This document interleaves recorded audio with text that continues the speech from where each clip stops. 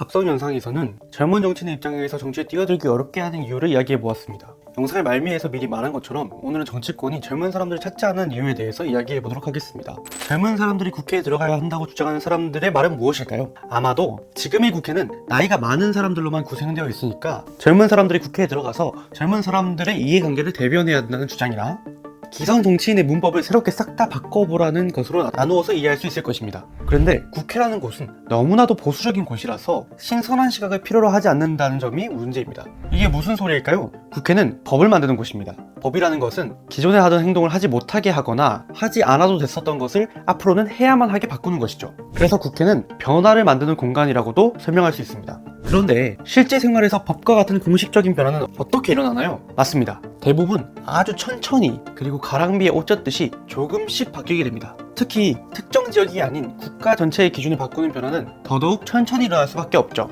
예를 들어 볼까요? 학생과 학부모들에게 가장 중요한 것이 무엇일까요? 맞습니다. 바로 대학 입학이겠죠. 그래서 수능 시험이라는 것은 인생에서 가장 중요한 시험이라고 이야기되기도 합니다. 그리고 요즘은 초등학교 때부터 사교육을 받으면서 대학 입학을 준비하는 학생들도 많아지고 있다고 합니다. 따라서 당연히 이를 위한 교육과정도 학생들에게는 굉장히 중요하게 다가올 수밖에 없겠죠. 그래서 이 교육과정이라는 것이 어떻게 바뀌는지를 알아봄으로써 사례를 들어서 설명해 보도록 하겠습니다. 현재 우리는 2022년도에 개정된 교육과정을 적용받고 있습니다. 이 교육과정은 어떤 과정을 거쳐서 정해지게 된 것일까요? 먼저 2018년에 최초로 이런 방식으로 교육과정을 바꾸겠어요 라고 하는 추진 단계라는 것이 발표되었고, 이후 2021년까지 3년 동안 각종 추진위원회, 자문위원회, 조정위원회 회의를 거쳐서 2022년 교육부는 최종 계획안을 발표하였습니다. 그런데 아무리 계획을 열심히 만들었다고 해서 이를 바로 현장에 적용할 수 있는 것이 아니라 2022년부터 이를 준비하기 시작해서 2023년에는 초등학교 1, 2학년, 2024년에는 중고등학교 1을 단계별로 적용하고 2025년부터 본격적으로 학점제라는 시스템을 시행하게 된다고 합니다. 결국 교육과정 하나를 바꾸는데 첫 계획을 세운 2018년부터 최종 단계로 접어드는 2025년까지 약 8년의 기간이 소요된 것이죠. 그런데 이렇게 시간을 준다고 하더라도 모든 사람들이 변화에 따라올 수 있는 것은 또 아닙니다. 예를 들어 국회가 한 주에 근무할 수 있는 시간을 52시간으로 제한하는 법을 만들었을 때 모든 업종에 이러한 제한이 적용될 수는 없었습니다. 김앤장과 같은 로펌에서는 사건을 승리로 이끌기 위해서 지금도 새벽까지 변호사들을 굴리고 있고, 동일하게 R&D 기술을 연구하는 센터에서는 신기술 개발 경쟁에 쫓겨서 밤낮으로 연구원들을 갈아넣기도 하죠. 30명 미만의 영세한 사업장에서는 야근은 사업장의 생존을 위해서 꼭 필요하다고 주장하는 사람들도 있습니다. 이처럼 기존의 규칙을 바꾸는 데에는 부작용이 따라올 수밖에 없습니다. 그런데 국회가 사회의 변화를 너무 빠르게 끌고 가면 어떤 일이 발생할까요? 네, 맞습니다. 아직 변화할 준비가 안 된 사람들은 피해를 입게 되겠죠. 이러한 피해는 유권자의 불만으로 이어질 수 있습니다. 또한 관련된 이해 당사자의 조직적인 반발과 첨예한 이해관계의 대립으로 이어질 수도 있고, 이렇게 되면 최근의 의대 증후와 같이 사회적인 이슈가 되어버릴 수도 있겠죠. 그래서 국회는 보통 안전한 길을 선택하게 됩니다. 안전한 길은 어디일까요? 굳이 무엇인가를 먼저 나서서 해결하려고 하기보다는 사회에서 큰 문제가 발생할 때까지 가만히 기다리는 것입니다. 그렇게 가만히 기다리다 보면 여기저기에서 크고 작은 문제가 하나둘 발생하게 되고 결국은 무시할 수 없는 사회적인 문제로 이어지게 되는 거죠. 그러면 각종 언론과 미디어에서 해당 사건을 조명하게 되고 점차 국민들도 사태의 심각성을 느끼게 될 것입니다. 국회는 이제야 의기양양하게 나서기 시작합니다. 마치 이 문제를 해결하기 위해서 등장한 해결사와 같은 모습으로 말이죠. 이미 엄청나게 큰 문제가 발생해버렸다고 생각하기 때문에 감히 아무도 이 문제에 대해서 반대할 엄두도 내지 못하고, 언론에서는 이미 각 분야의 전문가들이 나와서 이렇게 바꿔서 문제를 해결했으면 좋겠다고 이야기한 내용도 많습니다. 그러니까 국회는 떠먹여주는 것만 먹으면서도 꼭 필요한 기간에 좀 열심히 일하는 것 같은 모습을 보여줄 수 있는 것이죠. 만약 누군가 책임 소재를 찾아 책임을 물으려고 한다면 그조차 행정부는 지금까지 뭐 했냐 하고 소리를 친 뒤 폭탄을 넘겨버리면 그만입니다.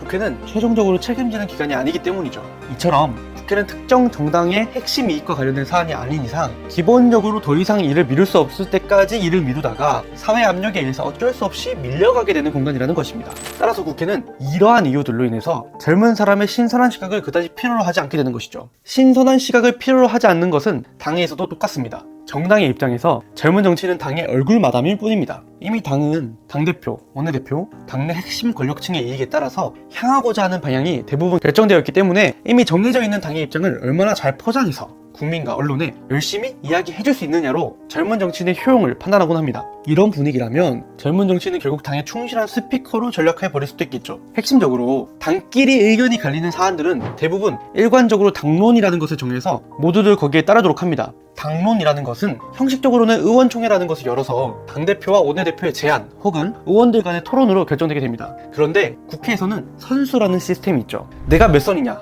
네가 몇 선이냐와 같이 선수가 높은 사람의 목소리가 클 수밖에 없습니다. 결국 토론을 통한 당론도 기성세대의 입장을 반복하게 될 가능성이 큰 것입니다. 정작 중요한 안건조차 당의 입장을 그대로 따르는 것에 불과하게 되고 소신이라는 것을 펼칠 수가 없는 구조라면 젊은 시각이 국회에 있어야 할 특별한 이유가 있을까요? 두 번째는 국회의 운영 시스템에 관한 것입니다. 국회의원이 되면 무조건 상임위원회라는 곳에 들어가야 합니다. 사회에서 일어나는 전반의 문제를 다뤄야 하는 국회의 특성상 모든 문제를 모든 국회의원들이 모여서 논의할 수는 없겠죠. 따라서 마치 학교 안의 반과 같은 시스템으로 상임위원회를 만든 다음에 각 상임위별로 논의할 주제를 정해주고 너네는 이것만 담당해서 논의해 라고 하는 거죠. 환경과 노동에 관련된 사안은 환경노동위원회에서 1차적으로 논의하게끔 하고 주택과 도로, 기반시설에 관한 것은 국토교통위원회에서 논의하게 하는 방식이죠. 상임위원회에서는 해당 상임위에 연관된 정부부처, 정책, 예산, 법안 등 모든 것에 대해서 논의하게 됩니다. 보통 상임위원회는 한 달에 한두 번 정도 열리게 되는데 이때는 각 부처의 장차관들도 회의에 참석해서 위원들의 질문에 답하게 됩니다. 법안이나 예산처럼 시간이 오래 걸리고 보다 깊은 논의가 필요한 사항은 상임위원회 내부에서 소위원회를 구성한 뒤 상시적으로 논의하기도 하죠. 사실상 국회의원의 대부분의 의정활동은 상임위 활동이라고도 할 수 있겠습니다.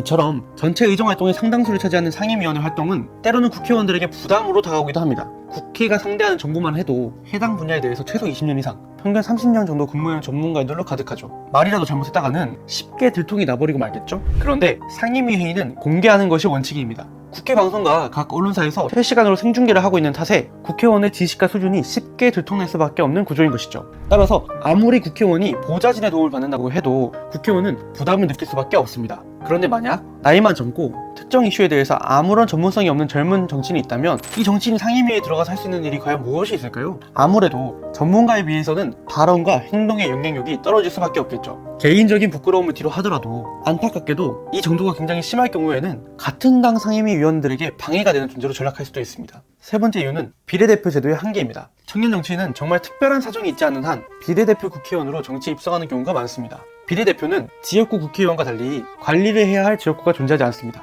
따라서 지역구 국회의원은 의정활동을 하면서 지역구 현안이나 행사에도 참석을 해야 되는데 상대적으로 비례대표 국회의원은 의정활동만 하면 되니까 아무래도 부담이 덜한 것이죠. 그래서 비례대표 국회의원들에게는 정당이 더 많은 일을 시킵니다. 지역구도 없으니까 당을 위해서 더 많이 헌신하라는 것이죠. 그런데 같은 비례대표가 있더라도 젊은 사람과 나이가 많은 사람이 있다면 정당은 누구에게 일을 더 많이 시킬까요? 네, 맞습니다. 젊은 사람들에게 더 많은 일이 몰리게 되겠죠. 원래 상임위원회는 기본이고 예산결산특별위원회, 운영위원회 등 상임위 하나를 더 맡게 되거나 당내에서도 원내 부대표, 대변인 등 별로 중요하지도 않는 것 같은 여러 역할들이 우리의 비례대표들에게 경험이라는 이름으로 지어지게 됩니다. 그래서 청년 국회의원 입장에서는 무엇인가 하는 건 정말 많은 것 같은데 정작 자신의 커리어에 도움이 되는 일은 크게 하지 않고 있는 이상한 현상이 나타나기도 합니다. 자기는 일을 열심히 한다고 하는데 밖에서 봤을 때는 저 사람이 도대체 어떤 역할을 맡아서 일을 하고 있는지 모르겠다는 것이죠.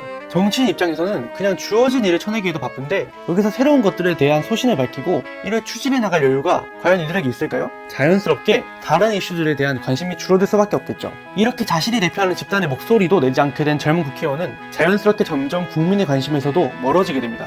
그렇다고 젊은 비례대표 의원이 당이 하라고 하는 일을 자기에게 도움이 안 된다고 해서 마음대로 안 할 수 있을까요? 비례대표 국회의원의 숙명은 지역구 국회의원이 되어서 재선을 하는 것입니다. 지역구 국회의원이 되기 위해서는 당의 심사를 통해서 지역구 당협위원장이라는 자리를 먼저 획득해야 하죠.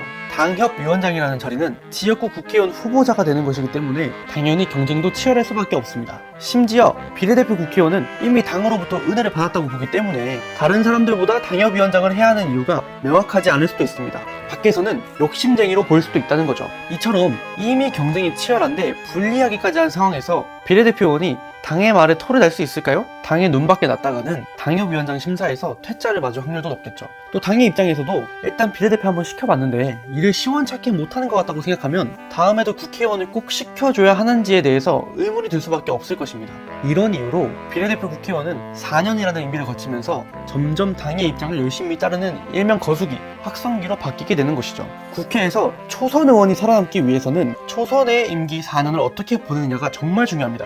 앞서 이야기한 대로 초선의 활동이 재선의 평가 기준이 되기 때문이죠. 그런데 국회를 경험하지 않은 모든 사람들은 이 국회 시스템과 생리를 익히는데 너무 많은 시간을 허비하곤 합니다. 4월에 당선된 이후 실제로 5월부터 국회에 등원을 하게 되면 연말까지 처음 겪는 일들이 정신이 없어지는 게 그들의 입장에서도 어찌 보면 당연하겠죠. 그 다음 연도까지 약 2년 정도는 지나봐야 초선 의원들도 대충 여기가 어떻게 돌아가는지 알게 되곤 합니다. 그런데 이렇게 2년 동안 상임위원회랑 국회 시스템에 대해서 적응이 좀 되었나 싶으면 또 갑자기 상임위원회가 바뀌게 됩니다.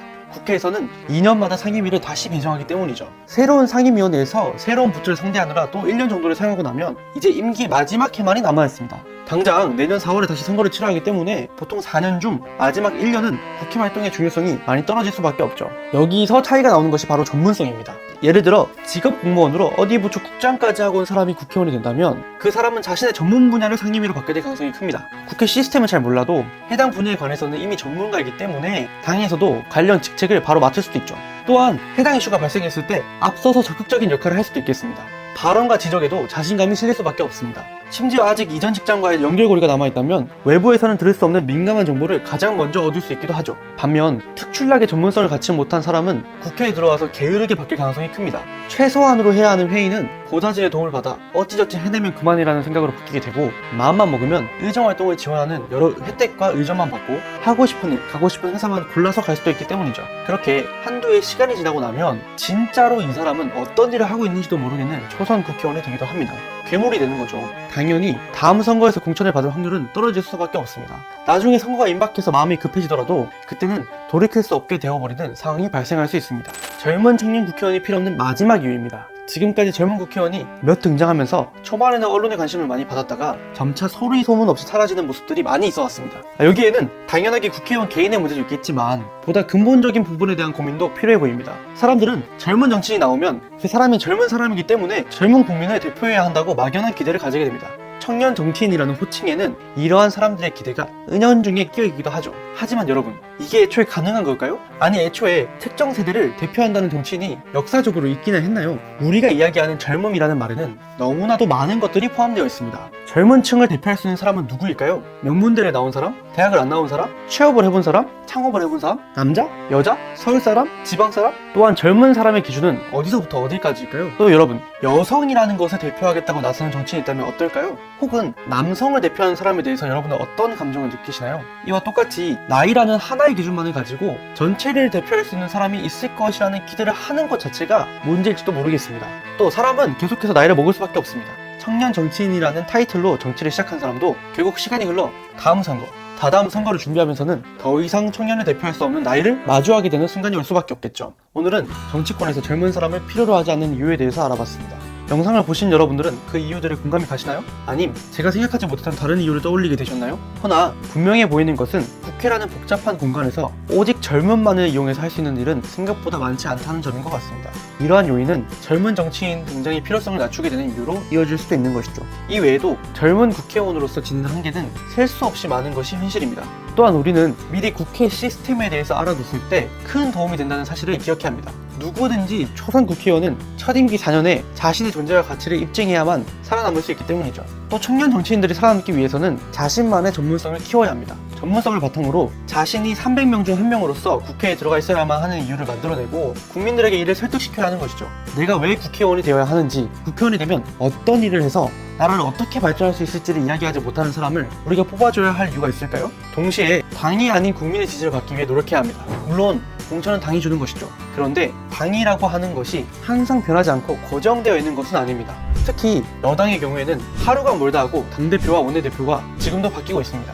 내가 공천을 받아야 하는 그 시기에 어떤 사람이 공천권을 갖고 있을지는 아무도 모릅니다. 그렇다고 당마다 명확한 공천 기준이 있는 것도 아니죠. 그런데 국민의 지지를 받는 사람은 당의 입장에서도 함부로 달기가 어렵습니다. 잘못 판단해서 공천을 안 줬다가 이 사람이 반발이라도 해서 무소속으로 출마라도 해버리면 여당이 표를 나눠먹어서 야당의 후보를 당선시킬 수도 있고, 최악의 경우에는 무소속으로 그 사람이 당선되어 국회로 돌아오게 될 가능성도 있기 때문입니다. 이렇게 되면 당의 입장에서도 굉장히 뻘쭘하겠죠. 따라서 정치인은 지역구 국민의 지지를 확보하는 데 집중해야만 합니다.